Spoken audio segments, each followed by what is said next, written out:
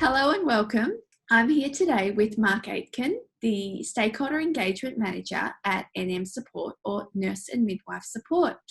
Today, we're going to have a quick chat about support and self-care for nurses and midwives. Hello and welcome, Mark. Hi Zoe, great to be with you today to talk about one of my favourite subjects, support for nurses and midwives. Fantastic. Well, I'm thrilled to have you here, Mark, albeit in this unique virtual way. We do love catching up face to face in the Ausmed office, but today we are just adapting as everyone in the world is at this time. And so I'd like to kick off this quick chat, as we're going to keep it pretty short, by asking if you can provide an overview of nurse and midwife support. Thanks Zoe, I'd love to. Many of you may already know about nurse and midwife support, and if you do, I'll just provide a bit more information. And if you don't, here's your opportunity to hear about the National Support Service for Nurses, Midwives and Students. So Nurse and Midwife Support, as I said, is the National Support Service for Nurses, Midwives and Students. The service is anonymous, confidential and free, and any nurse, midwife or student, or indeed anyone concerned about the welfare of a nurse, midwife or student, can phone or contact the service 24/7. The service is anonymous, confidential and free, and the number is 1800 667 877 or via the website nmsupport.org.au. That's wonderful, Mark. There's some important elements I'd like to share about the service, if that's okay, Zoe. Absolutely. So phone support is provided via a nurse and midwife-led service with the focus on brief intervention counselling and referral pathways. So the service isn't about case management, but in saying that, any nurse, midwife or student can phone the service or contact the service as many times as they like to access support. The service is available 24/7, no matter where you live in Australia, and support is anonymous, confidential and free. The service is funded by the Nursing and Midwifery Board of Australia, and it's run independently by Turning Point, who are addiction medicine experts, and they operate out of Victoria, despite the fact that this is a national service. Support is available to nurses and midwives or students, or, as I said, anyone concerned about the welfare of a nurse, midwife or student.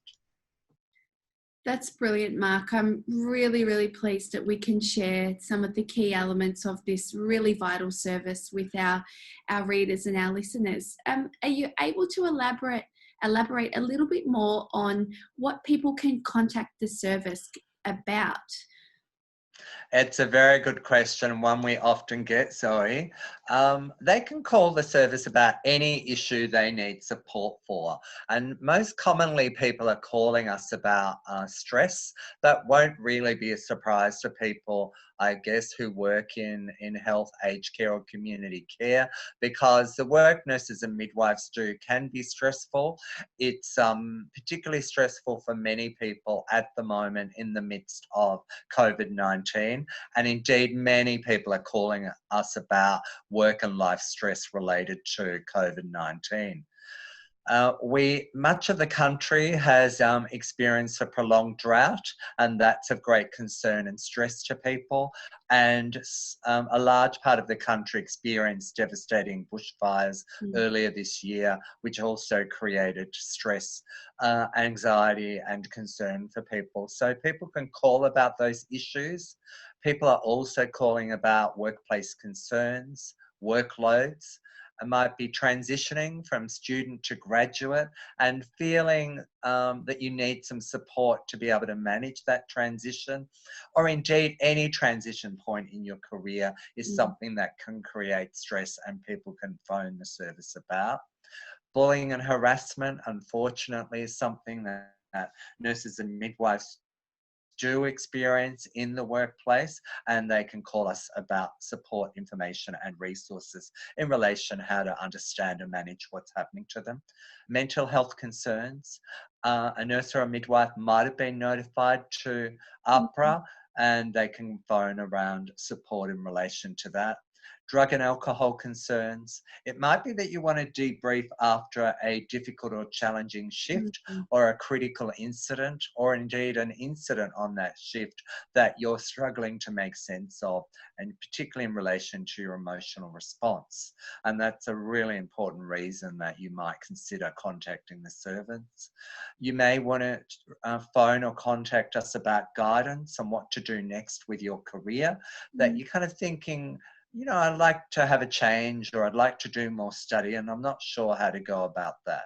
Mm. Burnout is and compassion fatigue are issues for nurses and midwives, and we'd much rather people phone the service much earlier than reaching the point of burnout. Mm. So indeed, if you're stressed, you're feeling that your mood has changed, you're feeling that work has infiltrated your whole life in a negative way, then we'd love you to call us about that, to talk through the issue. Mm. And indeed, I think for shift workers, and many nurses and midwives are shift workers, that work-life balance is an issue for people. Absolutely. And that's certainly something that people can call about. We've said this before, Mark, but it saddens me that we need to have this type of service for nurses and midwives and students, but it's just we're just so fortunate and so lucky that you're leading such a wonderful team and providing this service, because, as you said, of the raft of issues that can arise that cause stress and negatively affect our health and well-being. So I just wanted to ask, are you able to delve a little bit deeper into some of the specific reasons why people might be contacting NM support currently during the COVID-19 pandemic? Yes, definitely, Zoe, and it is one of our major call types and contact points about, of course, because it's all pervasive and it's changed the way we live our lives and life as we knew it. So I think for many people, it's been around fear of the unknown in relation to COVID-19. As we know, Australia to date has done incredibly well in flattening the curve and in adhering to the social distancing requirements that have been a massive part of assisting to flatten the curve. But there is still a sense of fear around the unknown, and there are so many unknowns in relation to COVID-19. Of course, many nurses and midwives have continued to go to work at the front line during the COVID-19 pandemic, and that has been a source of stress for some people. Some people have been worried about contracting the virus and then taking it home and infecting their family members or loved ones. And so that's been a source of stress, fear and anxiety for people. People have felt like they've needed to separate from loved ones because of the fear and the risk of transmission. And I think that is difficult for people when they're dealing with their own emotional response to the many, many challenges related to COVID-19. There's been, for some people, a sense of lack of resources, personal protective equipment, other equipment and drugs.